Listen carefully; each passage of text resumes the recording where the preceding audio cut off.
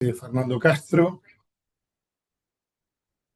Eh, Soy el presidente del Comité Científico de la Cámara Argentina de Internación Domiciliaria y les estamos dando la bienvenida a la primera charla que se va a hacer para profesionales del equipo de salud en referencia a internación domiciliaria. Eh, la Cámara Argentina de Empresas de Internación Domiciliaria, a través de su comité científico, está propiciando estas charlas para poder abrir la información y trasladar una especialidad a el resto de la comunidad médico asistencial. Esta charla del día de hoy, cuyo título es Internación domiciliaria del marco teórico al eh, hogar como escenario terapéutico, es una forma de mostrarnos las bases de lo que es la internación domiciliaria en nuestro país y el trabajo que desde hace casi 30 años hacemos las empresas de internación domiciliaria. En esta primera charla, los expositores, dos profesionales médicos, la doctora Paulina Naceta, que es médica de familia, médica laboralista y auditora, actualmente directora de la empresa Nexo Vitalis de la provincia de Mendoza, y el doctor Darío Amoruso, médico clínico y docente, que fue docente de la UBA, la Universidad Nacional de La Plata y la Universidad Abierta Iberoamericana, actualmente desempeñándose como auditor médico general de la empresa Medihome de Buenos Aires. Eh, Vamos a dar un minuto más para que se terminen de incorporar la gente que está sumándose y voy a dar paso ahora para que se presente y se conecte ya para empezar la charla el doctor Darío Amoruso, agradeciéndoles a todos la primera presencia y que no sea la última en estas charlas que van a ser esclarecedoras para todos en una especialidad que cada día aumenta y suma más miembros. Un saludo y dejo paso al doctor Darío Amoruso. Un saludo, Darío. Bueno, gracias Fernando. Para mí es un honor formar parte de este comité científico de CADEI con tan buenas intenciones y tan buenos profesionales que participan. Así que mientras se van sumando todos, pasamos ese agradecimiento general. Y qué bueno que la Cámara nos dé la oportunidad a los que trabajamos en internación domiciliaria de poder contarles nuestras experiencias y poder también dar esta formación para que la internación domiciliaria siga creciendo como viene creciendo en Argentina. Ahí empezamos a compartir pantalla, ustedes me dirán si ya estamos viendo, se alcanza a ver ahí el PowerPoint. Sí, Darío, se ve perfecto. Sí, Darío, Bien, perfecto. buenísimo, buenísimo, perfecto.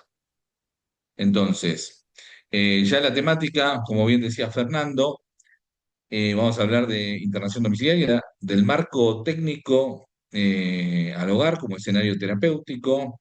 En esta oportunidad nos dieron desde el comité a mí y a Paulina esta responsabilidad, que esperemos que tomarla como el comité científico se merece.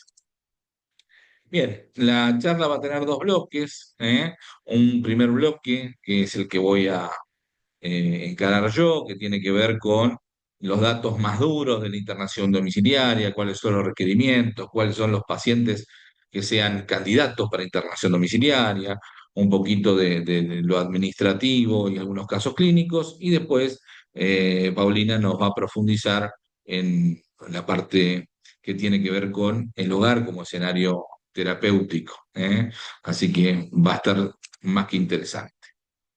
¿Qué es la internación domiciliaria? Uno arranca siempre diciendo como definición, ¿qué es la internación domiciliaria? Bueno, la internación domiciliaria es una estrategia asistencial. ¿Eh? Es una modalidad de atención que va creciendo a lo largo de los años y la idea es que la persona pueda tener una asistencia con el nivel de una institución, pero con las ventajas del entorno familiar. Entonces, esta estrategia asistencial muchas veces en la universidad, y yo, como bien decía Fernando, yo fui profe de semiología y medicina interna en la Universidad de La Plata, la UBA y la Universidad Interamericana, y la verdad que cuando empecé a trabajar en internación domiciliaria tuve que ir a leer. O sea, fui profe de la carrera y no sabía muy bien de qué se trataba la internación domiciliaria. Así que por eso el comité decidía estas capacitaciones. El enfoque obviamente es interdisciplinario, ¿eh? Acá hay un equipo de salud que asiste a un paciente en su domicilio y el equipo es transversal, está compuesto obviamente con médicos, enfermeros, kinesiólogos, fonoaudiólogos, trabajadores sociales, psicólogos y lo que se le ocurra, musicoterapéuticos, un montón de otras especialidades de la salud que pueden interactuar y hacer una estrategia asistencial combinada. Poniéndole un marco teórico, el gran impulso, Fernando recién decía, hay 30 años de experiencia en internación domiciliaria que tiene la Cámara, esto está impulsado cuando el Plan Médico Obligatorio colocó la internación domiciliaria dentro de la obligación del financiador. Entonces, el primer concepto que quiero que se lleven todos los que participen de acá es que la internación domiciliaria está dentro del PMO, o sea, es exigible para cualquier financiador. No, no le hagan perder a un paciente la posibilidad de los beneficios de la internación domiciliaria por desconocimiento. Muchas veces los financiadores no difunden esta situación para evitar costos, pero está también dentro del Programa Nacional de Garantía de Calidad de Atención Médica y la verdad, la resolución 704/2000 es la que aprueba las normas de organización del funcionamiento de la internación domiciliaria. Pero como concepto general de importancia, esto está cubierto por los financiadores. Así que un dato importantísimo a tener en cuenta para los financiadores. ¿Quiénes son los pacientes que son pasibles de tener internación domiciliaria? Bien, tienen que cumplir ciertos requisitos el paciente.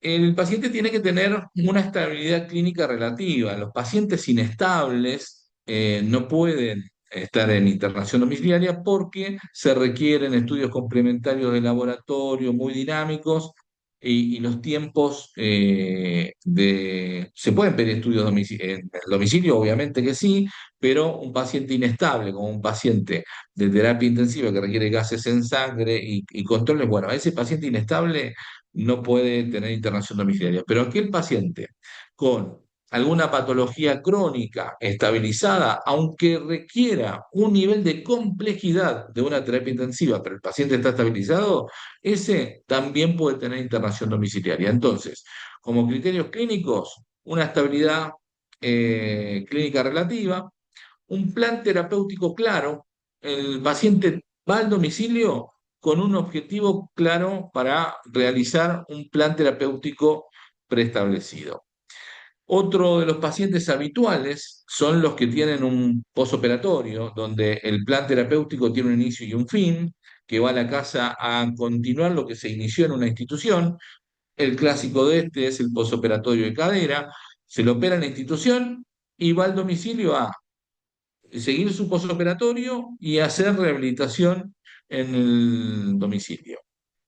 Bien, después en los pacientes que yo les decía, crónicos estabilizados, pueden ser de cualquier característica, porque si necesitan soporte respiratorio, en el domicilio se puede dar respirador, concentrador de oxígeno, interconsultas con especialidades como neurología, cardio, tranquilamente se puede abordar. También dentro de la internación domiciliaria, y que es un capítulo aparte, con mayor jerarquía de profundidad de la que va a tener esta charla, es cuidados paliativos. Pacientes que van a su domicilio, que son pasibles de cuidados paliativos, se puede abordar desde la internación domiciliaria y es una especialidad aparte.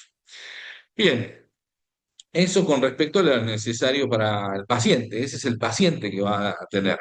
También tiene que tener un acompañamiento familiar, un soporte, ¿eh? El paciente no puede vivir solo. El paciente tiene que tener una familia continente, una familia, un responsable, un representante legal que esté presente y lo acompañe, entienda cuál es la dinámica de la internación domiciliaria y nos acompañe en ese proceso. También el lugar donde se va a desarrollar la internación domiciliaria tiene que tener distintas características. Tiene que tener a nivel edilicio lo elemental para poder desarrollar una internación domiciliaria acorde. Tiene que estar en un lugar donde se permita el acceso a los prestadores. A veces esto se dificulta, uno cuando habla así difícil acceso, por ahí piensa en el campo, en un, lejanía, pero también se puede dar dentro de la ciudad en lugares donde hay alta peligrosidad y a veces por ahí el prestador le cuesta un poquito llegar al lugar. Entonces, acceso al domicilio y también tiene que tener un plan de emergencia. Los servicios de emergencias médicas tienen que llegar a ese lugar, porque el paciente dijimos que es un paciente estabilizado, pero tenemos que tener la posibilidad de trasladarlo ante una eventual complicación. ¿Eh? Tiene que tener un plan de emergencias. Bien, como les decía, el domicilio tiene que tener higiene, accesibilidad y seguridad, el espacio para la cama y el equipamiento. Piensen ustedes también en las condiciones edilicias desde el punto de vista eléctrico, puntos eléctricos seguros, tiene que tener disyuntor, tiene que tener continuidad eléctrica. También si hay pacientes que son electrodependientes, hay que hacer el trámite de electrodependencia. ¿Eh? Y en algunos lugares donde no se puede garantizar la continuidad eléctrica, tener una alternativa siempre. ¿Eh? Por ejemplo, si el paciente es electrodependiente por necesitar un oxígeno, bueno, tenemos que tener un tubo de oxígeno de backup. Se corta la luz, no anda el concentrador, tenemos un tubo de oxígeno que lo tenemos que tener calculado de cuánto tiempo le dura al paciente y un plan de emergencia por si la luz se corta, qué hacer. Bien, tener contacto con el familiar, como decíamos, alguien que nos levante el teléfono y nos responda 24/7, un equipamiento para los prestadores y llevar un registro, ¿no?, del plan de cuidado. Cada paciente, como cualquier paciente que está internado, tiene su historia clínica y tiene un registro de lo que va pasando en el domicilio, cuáles son los signos vitales, cambios de medicación, alguna manifestación clínica que presenta. Y esto en salud siempre estamos luchando con los registros porque tenemos dificultades con los registros y yo he dado muchas charlas en enfermería y les digo la importancia de que los registros de enfermería sean fidedignos y lo cuento con un ejemplo. Tuvimos un paciente que el médico en la visita domiciliaria, que por ahí lo ve cada 15 días, eh, sospechó que podía tener algo de sangre en la materia fecal, tenía esa duda. Y cuando fue a la historia clínica, vio que la frecuencia cardíaca se estaba elevando en el último tiempo. Entonces, ese dato clínico dijo, este es un paciente que se está anemizando. Entonces, miren como un buen registro fidedigno de una frecuencia cardíaca que durante 15 días se fue elevando progresivamente, lo ayudó al médico a hacer un diagnóstico de una hemorragia digestiva baja. Así que los datos son fundamentales. Después, dentro de la internación domiciliaria, está relevado la posibilidad de hacer protocolos comunicacionales, auditorías, protocolos asistenciales. Cuando más se protocolice la asistencia, más predecible es y se puede estandarizar y dar un servicio más estandarizado. Después, tenemos lo que es la gestión de insumos y equipamiento.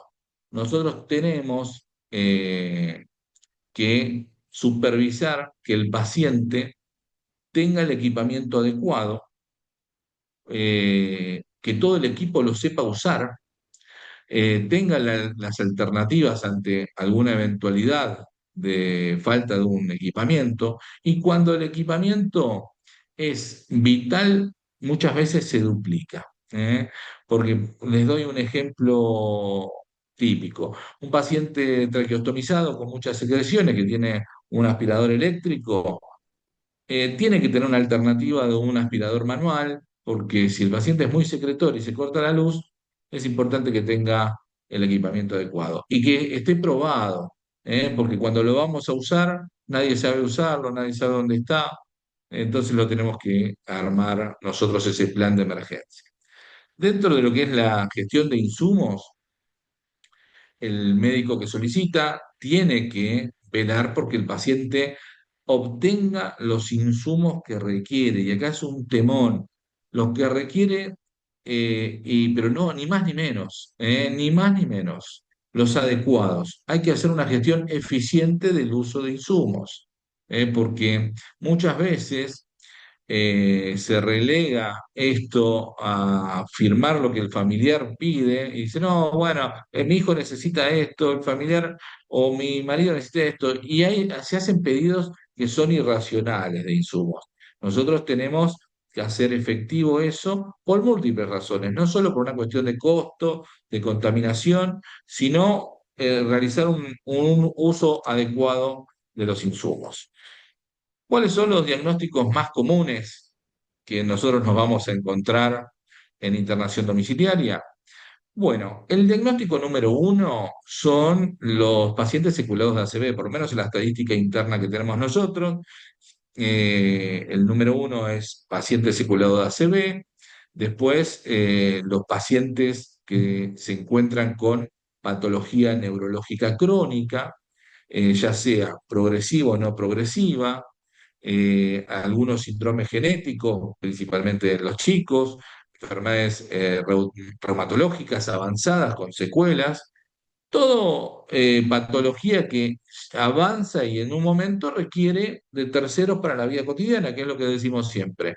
Esa patología, el paciente requiere asistencia de terceros para la vida cotidiana, bueno, ese paciente requiere algún grado de internación domiciliaria. Y su patología nos va a indicar cuál es la intervención que tenemos que hacer. Si desde una visita de kinesiología 3 veces por semana, visita de médico y una visita de enfermería, hasta 24 horas de enfermería, kinesiología todos los días, respiratoria, motora, de acuerdo a su patología. Pero acá les pusimos algunos ejemplos de lo que nos encontramos nosotros cotidianamente en internación domiciliaria. Fíjense también que hay otro dato relevante, que es en algunas patologías infecciosas, como por ejemplo la osteomielitis, todos como médicos sabemos que los tratamientos antibióticos son prolongados, son mucho tiempo. Y no tiene ningún sentido que el paciente esté en una internación nosocomial para recibir una dosis de un tratamiento antibiótico. Tranquilamente lo puede hacer en su casa. Bien, si seguimos con la documentación típica, necesita un pedido médico que tiene un diagnóstico del paciente, una justificación clínica del por qué requiere internación domiciliaria, y generalmente es esto que le adelanté, que es el requerimiento de terceros para las actividades de la vida cotidiana y para la recuperación. Tiene que haber unos objetivos de la internación domiciliaria, tiene que haber un plan, un buen resumen de historia clínica donde hable de la situación actual, los antecedentes, qué medicación toma, si se pueden poner contactos de profesionales que lo han asistido, para que el médico de internación domiciliaria pueda tener esa información a su alcance y pueda darle continuidad a la asistencia. Un plan de cuidados. En el plan de cuidados, más que nada, armar el esquema de la internación domiciliaria. ¿Va a necesitar médico? Sí. ¿Cuánto?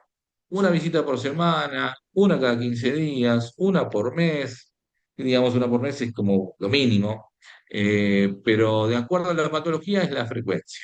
Enfermería, como les decía, puede darse en modalidad de visitas o de horas, entonces pueden tener una visita de enfermería, dos visitas de enfermería, 6 horas de enfermería, 12 horas de enfermería, 24 horas de enfermería. Kinesiología, aclarar si es motora o respiratoria, o las dos, y también puede requerir de cuidador. El cuidador ingresa acá como una figura, que es una persona que no tiene una formación formal, pero es muchas veces la persona que acompaña la mayor cantidad de tiempo a algún tipo de paciente. Entonces, también poner los requerimientos en la internación domiciliaria, qué insumos necesita, como lo aclaramos hoy, el equipamiento y detallar las características, porque recién hay un ejemplo, dice concentrador. ¿Qué concentrador? De 5 litros por minuto, 10 litros por minuto, bajo flujo, alto flujo. ¿Lo va a necesitar? ¿A cuánto lo va a necesitar?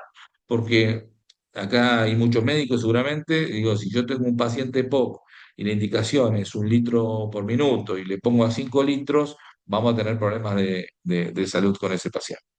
Bien, datos filiatorios como nombre, contactos, dirección, accesibilidad y firmar un consentimiento. El familiar tiene que tener un conocimiento, un consentimiento firmado donde se dejen en claros los riesgos y beneficios de la internación domiciliaria. Tienen que estar en conocimiento. Y acá algunos datos ilustrativos de las ventajas comparativas de la internación domiciliaria versus la internación hospitalaria. Fíjense que una internación domiciliaria da menos reinternaciones. El paciente vuelve menos a la institución, mucho menos infecciones. Fíjense que son menos de la mitad de las complicaciones infecciosas. Y como todos sabemos, no es lo mismo tener una complicación infecciosa en una institución con gérmenes intrahospitalarios, con resistencia antibiótica, que con gérmenes comunes del hogar. Los tratamientos son mucho más simples y más efectivos. Y la satisfacción es mejor, la gente está mucho más satisfecha de ser asistido en su domicilio. Acá vemos la incidencia de infecciones asociadas, tanto en el hospital como en el domicilio. Fíjense que siempre es menor en domicilio. Y la recomendación es que el paciente se va integrando a una flora bacteriana normal y habitual, con gérmenes habituales, que son menos agresivos y más fáciles de tratar. Así que es fundamental que vuelvan al domicilio. Yo les recomiendo cuando un paciente está en el domicilio, a la hora de compartir con otras personas que viven en el domicilio, puedan elegir un color para que ese paciente tenga, por ejemplo, si elegimos el color azul, el vaso azul, el repasador azul, los cubiertos azules, la toalla azul y todos los elementos del paciente sean de color azul, como para no compartir con otras personas. Y después, otra cosa que es importante para la higiene del paciente es que se higieniza con los elementos de higiene normales de una casa: agua, jabón, shampoo, y no hace falta utilizar desinfectantes, Pervinox o cualquier otro elemento que puede llegar a ser muy agresivo para la piel. Aunque parece que esto es solamente una recomendación del tipo médico, también es del tipo humano, porque no es lo mismo tener olor a Pervinox que tener olor al jabón que usamos siempre. ¿Eh? Fíjense ustedes también, como adelantamos, la tasa de reinternación es mucho más baja, la satisfacción del paciente es muy alta con respecto a los no satisfechos o neutrales.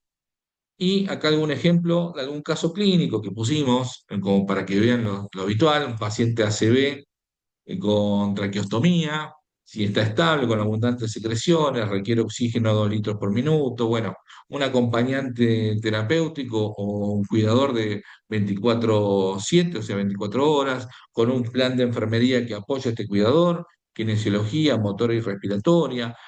Ahí yo preguntaba, ¿esta idea es viable? Sí, claro, es viable, es una de las más comunes que hay.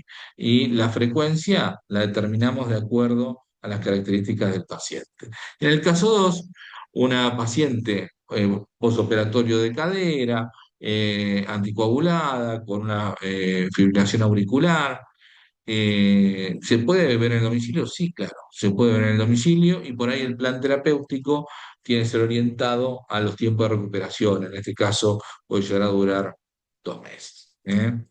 Bien, comparaciones en los ámbitos asistenciales. Un cuadrito comparativo en donde dice, en el hospital uno controla el entorno altamente, porque el entorno está mucho más controlado porque uno sabe en qué horario entra, el director está en el hospital, está completamente más dominada la situación. La presencia familiar es limitada, la autonomía del paciente es baja, o el paciente tiene que hacer lo que le dicen, no puede hacer nada, y el costo asistencial alto. En el consultorio, que es otra alternativa que por ahí no es tan comparativa, el control del entorno es medio, la presencia familiar es escasa, la autonomía del paciente es media, el costo es bajo, pero en este caso, en comparativa, no tiene la jerarquía de la internación domiciliaria. Y el control del domicilio en un paciente con internación domiciliaria es variable. Hay domicilios que se controlan más y otros que se controlan menos. La presencia familiar es central, es fundamental hacer empatía y ganarse a la familia porque es la que te acompaña en la resolución de la problemática. Y después, la autonomía del paciente es alta, el paciente se encuentra en su hogar. Y el costo, obviamente, es moderado, es mucho menor al costo asistencial. Así que hasta ahí los acompaño, yo los dejo muy bien acompañados por Paulina, así que yo apago las camaritas, después si alguna pregunta hay quedarán para el final y se las contestaremos con todo gusto. Así que, Paulina, te cedo el micrófono. Gracias. Bueno, muchas gracias Darío. Buenas tardes a todos. Voy a continuar un poco con esta introducción, no solo introducción, sino una profundización que fue rápida pero muy concisa que dio el doc Darío. Y voy a hacer hincapié en algunos temitas que él ya los nombró, pero me gustaría ser un poquito más, profundizar en esto del hogar como escenario terapéutico. Porque yo los invito en esta instancia a mirar la internación domiciliaria no solo como un servicio de salud o un modelo de salud, sino también hacer un foco en un cambio de paradigma, pensar si al paciente adaptándose de un hospital y haciendo una mirada diferente, sino todo el servicio de salud adaptándose al paciente en su hogar, que es un gran desafío lo que hacemos hace mucho tiempo, todos los que nos dedicamos a internación domiciliaria, pero me parece que hacer un impasse y pensar los eslabones necesarios para que esto ocurra y sea satisfactorio es importante y es como la introducción y un acto introductorio que estamos haciendo desde la Comisión Científica de CADEI que nos pareció muy importante. Eh, Ahí hay evidencia, como decía el doc, esto me parece sumamente importante porque hablamos de un modelo de salud que ya a esta altura tiene revisiones sistemáticas y demostró no solo, o sea, seguridad comparable al de un hospital, la internación domiciliaria, incluso, como dijo el doc, con menor tasas de infección, con mayor satisfacción y con menor número de reingresos. Y de eso por supuesto, hay revisiones y hay papers que lo avalan. En la evaluación inicial para el hogar, el DOC había hablado de los criterios de inclusión y exclusión definidos, la valoración clínica y social personalizada, esto es muy importante, y no solo del primer profesional que visita el domicilio, sino de cada uno de los que visitamos domicilio, cada uno de los profesionales hacer una valoración clínica y social, la evaluación del entorno físico, si es seguro, si es accesible, qué riesgos hay. El doc habló de riesgo eléctrico, también de lugares, bueno, les hablo de un lugar sísmico, entonces, ¿dónde está ubicada la cama? Si el lugar es seguro, si no hay una repisa cerca que se pueda caer, si se corta la luz y está electrodependiente, si hay, o sea, si tiene un grupo electrógeno o si es electrodependiente hizo el trámite, o sea, evaluar la situación completa, si hay alguna luz de emergencia. ¿Sí? La evaluación de la red y el apoyo familiar, lo que hablaba Darío con respecto a un cuidador o los cuidadores, ¿sí? Y quién es el principal, por ahí el que va a firmar, el que vamos a tener el teléfono de contacto, porque por ahí hay muchos y a veces hay, hay hay teléfonos descompuestos en el domicilio, así que por ahí tener el cuidador principal es muy importante. Y tener que ellos y nosotros también tengamos claro el plan de contingencia, o sea, qué hacer ante estas situaciones de riesgo que mencioné, ¿sí? Tener teléfonos a mano y cómo hacer para derivar, es decir, saber a qué nosocomio lo vamos a derivar, a quién vamos a llamar, dónde es el hospital más cercano, dónde está, y eso es importante que lo tengan claro el familiar y nosotros también, los profesionales también. El que sigue, Darío, por favor. Eh, Bien, entonces yo cuando me imagino este cambio de paradigma y la propuesta que les hago es pensar qué intervenciones, ya sabemos el paciente, qué tipo de paciente tenemos, cuál es, o sea, el diagnóstico que tiene, cómo o sea, cuál es el criterio de derivación y pensar, llego al domicilio, ¿qué intervenciones debemos hacer en el domicilio como profesionales tratantes? A ver, adaptación del hogar. Hay que adaptar iluminación, ventilación, algún tipo de ergonomía, lo que mencioné recién. Hay que hacerlo, tenemos que proponerle al familiar algún cambio de ubicación de cama, de limpieza, de higiene, de ventilación. Eso es muy importante. Y tener privacidad. Recuerden que el hogar, en este caso de internación, no es un espacio neutro, sino es un territorio de identidad y de seguridad para el paciente. Entonces es importante, ¿sí? Que hagamos estas intervenciones nosotros porque quizás el familiar no se dio cuenta, no se va a dar cuenta hasta que nosotros lo propongamos. El protocolo clínico estandarizado, que es lo que hablaba el doc, eso también es una intervención domiciliaria porque tener claro qué hacer y con ese paciente qué indicaciones tiene habla también del éxito, ¿sí? Y de generar confianza dentro del domicilio y dentro del familiar. El monitorear los signos vitales y la evolución clínica, por supuesto, tanto nosotros, o sea, los profesionales, como darles algunas pautas a los familiares, que eso también ya lo vamos a ver. La evaluación, perdón, el plan terapéutico que se ha documentado, o sea, las evoluciones, el registro importantísimo, sí que tenga trazabilidad para todo el equipo de salud, porque eh, bueno, el ejemplo que dijo el doc es fundamental, o sea, que esté escrito las cosas que van pasando, el registro y el buen registro, ¿sí? Y la coordinación interdisciplinaria, la buena comunicación en el equipo terapéutico. Esto es un poquito de repaso de la intervención domiciliaria en general que hacemos al llegar al domicilio. El que sigue, doc. Bien, entonces ya tenemos el paciente derivado, el domicilio adaptado, ¿sí? A las necesidades o a la comodidad del paciente en iluminación. A veces también es lindo, yo les cuento algo que hicimos que nosotros hicimos un playlist en Spotify que se los compartimos a los familiares de nuestros pacientes, porque también nos parece que tiene varios, ¿sí? Tiene tangos, tiene jazz, tiene música clásica, como para de alguna manera acompañarlos y hacer un poco más amena la internación. Entonces, bueno, esto se los cuento porque me parecía una buena idea, nos pareció una buena idea acompañarlos de esa manera. Tenemos entonces el domicilio adaptado y ahora, importantísimo, el rol de la familia y el cuidador, porque ya la familia deja de ser espectadora, ¿sí? Como era en el hospital, y ya es parte activa del proceso terapéutico, o sea, es nuestra aliada estratégica para el éxito de la internación domiciliaria. Y por supuesto, necesita acompañamiento, necesita instrucciones, necesita conocimientos y hasta educación. Y creo que de alguna manera sencilla y práctica, lo que hacemos, los que ingresamos al domicilio, podemos impartirla y hacerlos partes de- del proceso terapéutico del paciente. Y partícipes necesarios, creería yo. Eh, Educación en cuidados, en signos de alarma y en manejo básico.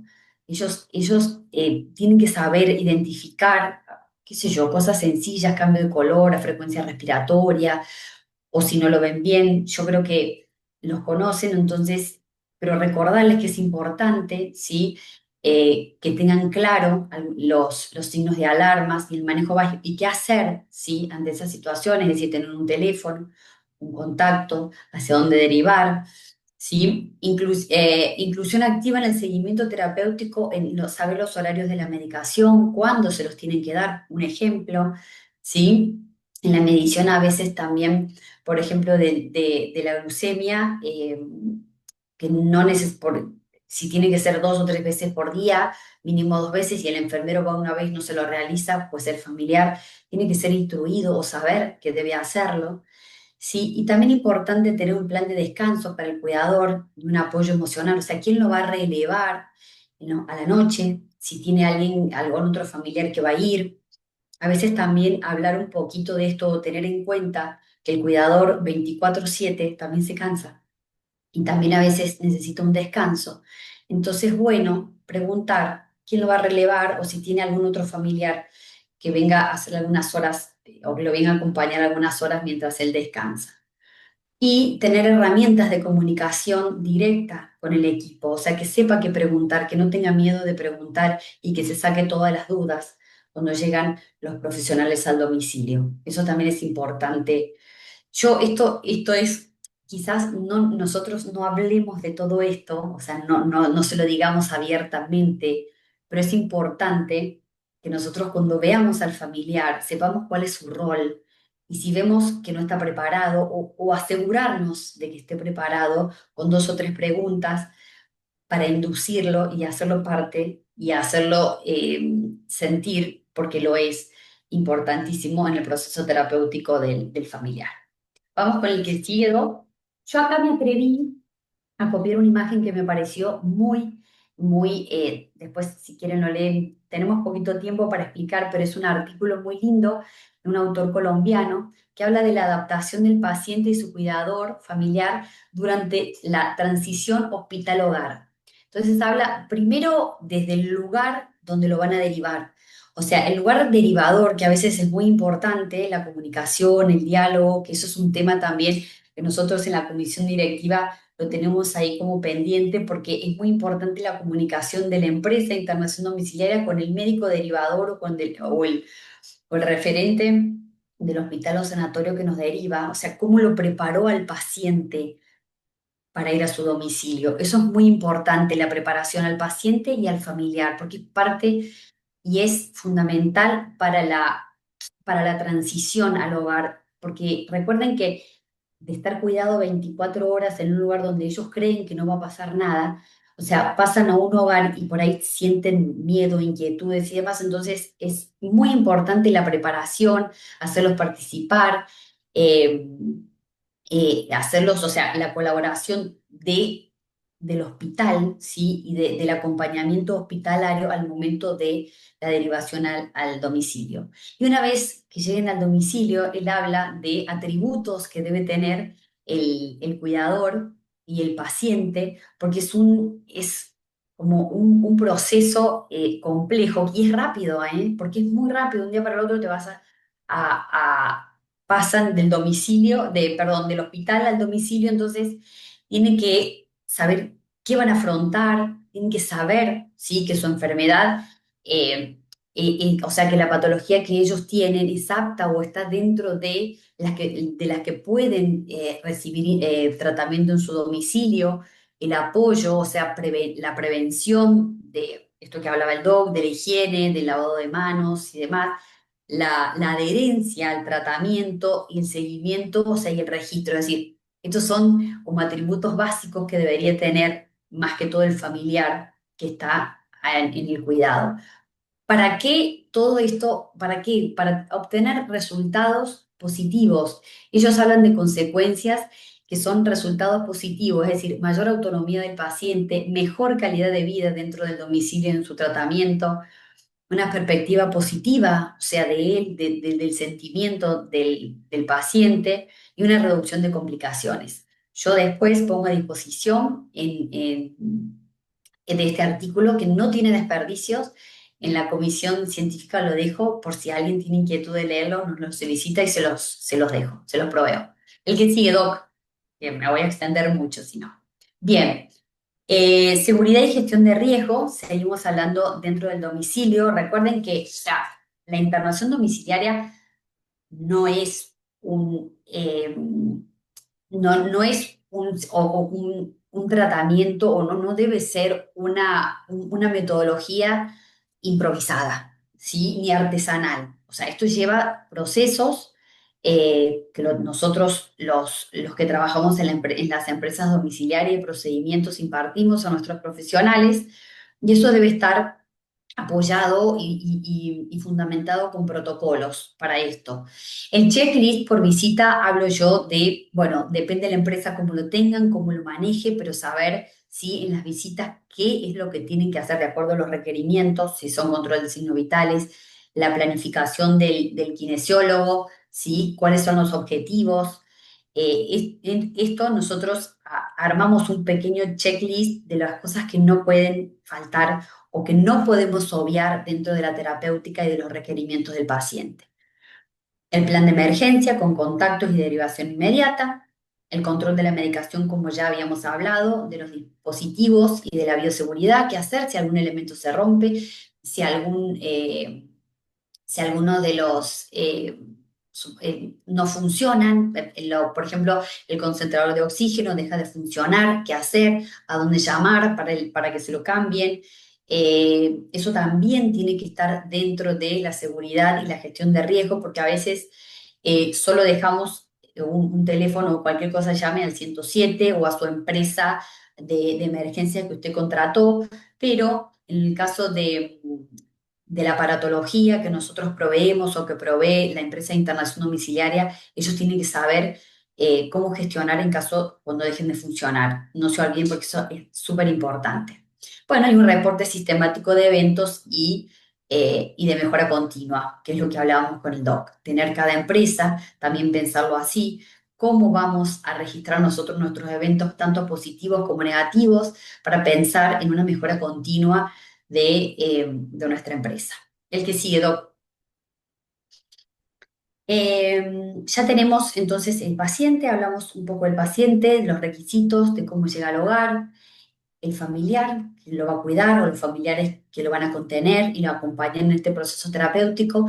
Y nos pareció importante también hablar del rol y las competencias del profesional de salud, ¿sí? Del equipo, de nuestros colegas o nuestros compañeros de trabajo que que van a hacer las visitas domiciliarias.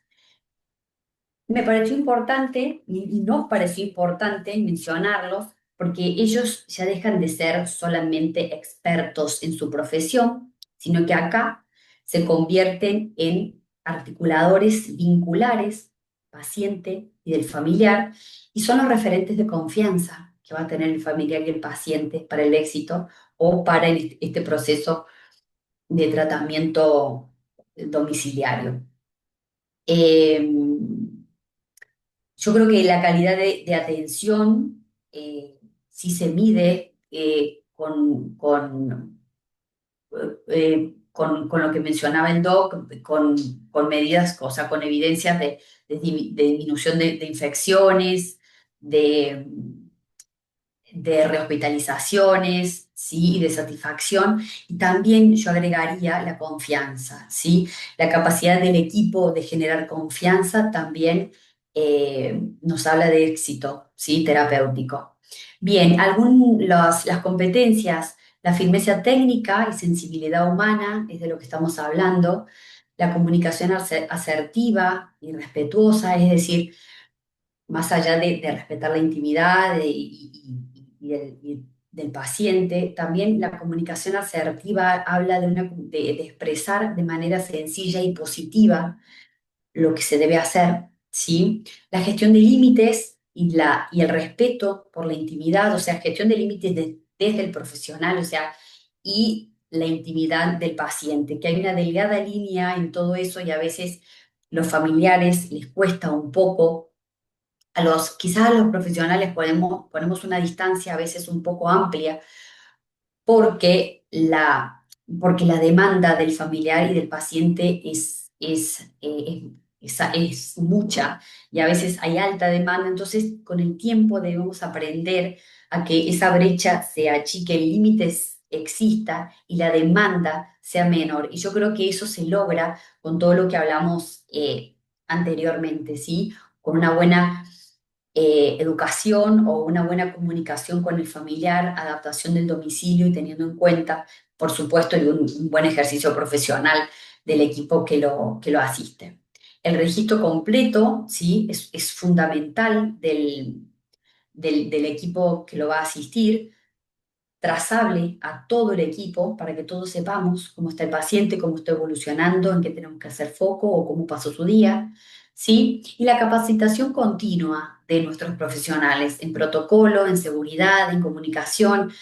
A veces el día a día hace que no miremos esto, pero el doc Darío yo sé que sí, hace mucho hincapié en esto, en la capacitación y en los protocolos, ¿sí? Del equipo de salud. Y sé que tiene muchas capacitaciones para compartirlo después. El que sigue, Doc. Bien. Acá también puse prevención de burnout, porque bueno, o sea, el burnout nos toca a todos, nos puede tocar a todos, y el autocuidado. También nosotros los profesionales, ¿sí? También pensar en nosotros, pensar que si bien la empresa puede cuidarnos, capacitarnos, también nosotros tenemos que pensar en cuidarnos, ¿sí? En una gestión de límites, ¿sí? Una gestión de límites de horarios, una carga laboral, ponernos, hacer una buena organización, tomar zonas. Siempre hablamos con los profesionales de una zona quizás un poco más acotada para hacer los domicilios y en un horario establecidos, hacer eh, un buen cuadro semanal de las visitas que vamos a hacer y de los domicilios para porque la organización propia también hace que seamos más eficaces, más efectivos, pero también no sobrecargarnos. Tener un espacio institucional para la supervisión y descarga, es decir, nosotros mismos solicitar a la empresa donde estamos o si nosotros estamos a cargo de la empresa, dar ese espacio, ¿sí? para el diálogo o para la escucha de los profesionales, rotarlos, ¿sí? A veces de zonas, si es posible, o de casos complejos, a veces cuando son largas las internaciones, eh, a veces las relaciones empieza a haber roces, a veces el kinesiólogo, el cuidador, a veces. Entonces, hablar esto de rotación también es positivo, da buena respuesta siempre y cuando el familiar no solo que esté de acuerdo, sino que sepa comprender y le expliquemos por qué. Y un plan personal de autocuidado físico y emocional. No nos olvidemos que somos personas, seres humanos, buena alimentación, descanso, hidratación, ejercicio, forma parte también del autocuidado. Vamos con el que sigue, Doc. Y en esto de la evaluación y mejora, el Doc ya lo dijo también, pensar en nuestra empresa en indicadores de calidad, hospitalización, satisfacción, si no lo hemos hecho, hacerlo, son indicadores sencillos, porque de estos indicadores salen buenos resultados y de estos resultados salen estrategias para la mejora continua. Vamos a incluir encuestas a pacientes y cuidadores, ¿sí? Auditorías nuestras de la gente que dirigimos también. O nosotros, por ejemplo, en empresa estuvimos 2 años haciendo auditorías con asistentes sociales y la verdad que nos dio muy buen resultado con una encuesta de calidad. Mejoramos muchísimo en esto del diálogo y la comunicación. Los trabajadores sociales que, bueno, hace poco fue su día, yo creo que son en esto las personas indicadas también. Debemos incorporarlas yo siempre sugiero incorporarlas al equipo de salud domiciliario porque nos dan una mirada distinta que a veces nos falta a quienes estamos del otro lado.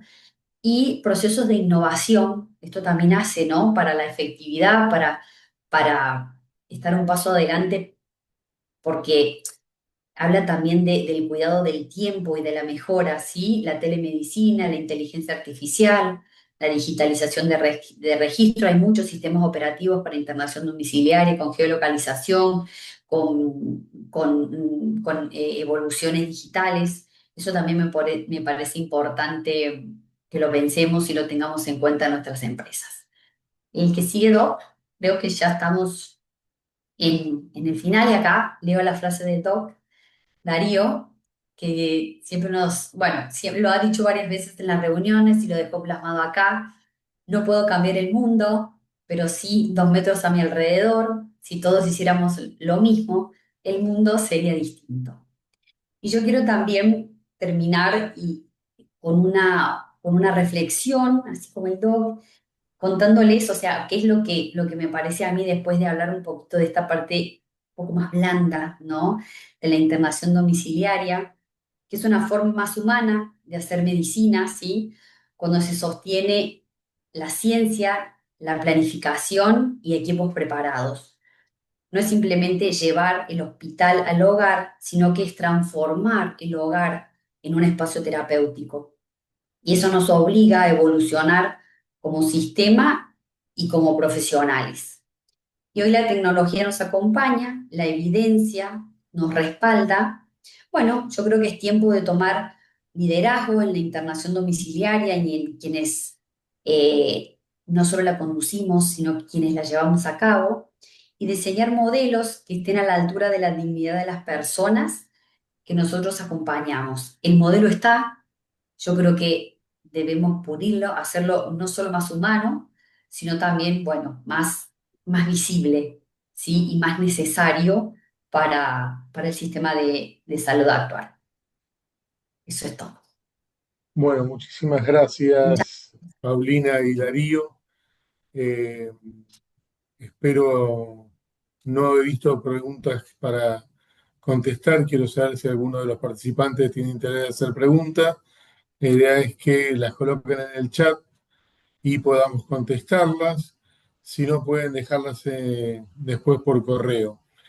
La verdad, estoy muy agradecido con los dos. Las dos fueron muy interesantes charlas y nos permite de alguna forma poder llevar adelante, digamos, esta cruzada de explicar nuestra especialidad. Agradezco además a los que no están visibles pero que participaron, a Erika, a Graciana, a Osvaldo, a Franco y a todo el resto del equipo de la Comisión Científica y de la Cámara de Internación Domiciliaria. Y bueno, y esperamos que participen del resto de las charlas. Se van a hacer una charla mensual desde el mes de febrero, todos los meses, en el cual de a poco iremos acompañando a todos los que tengan interés. Hay una pregunta, que no sé para quién se la pregunta, por ahí nos preguntan a todos. Hay una especialidad, creo que la voy a contestar yo. La especialidad está en camino. Prontamente va a haber. Sí, va a haber a partir del próximo año una especialización para la enfermería. Está a través de la Universidad de Salud. Ya prontamente le va a llegar la información para los que se quieran anotar. Bueno, si no tienen más dudas y preguntas, yo creo que no hay preguntas porque fue muy clara la charla y muy linda. Y Seguramente, realmente, sí, permíteme, Paulina. Fernando, esto quizás haya mucho de intercambio de experiencias, que bueno, por una cuestión de tiempo tampoco podemos hacerlo en este momento, pero, pero yo creo que sembramos en esta primera instancia esto de que, por eso la pregunta fue excelente, hay una especialidad, o sea, va por ahí, sí, estamos en camino y estamos sembrando para que así sea. El, la internación domiciliaria, ¿sí? Tan importante como el resto de los servicios de salud dentro del sistema de salud en Argentina. Para la inquietud de Estrella del Sur, el PowerPoint va a estar colgado en la página de la CADEI a partir de la próxima semana y todas las charlas que se dicten y se compartan van a estar en nuestra página. Así que eso quédense tranquilos. y así lo mismo va a haber seguramente en los próximos meses un foro de participación para que puedan enviarnos sus dudas, sus preguntas y demás. Bueno, eh, esperen un segundo. Hay otra pregunta que dice,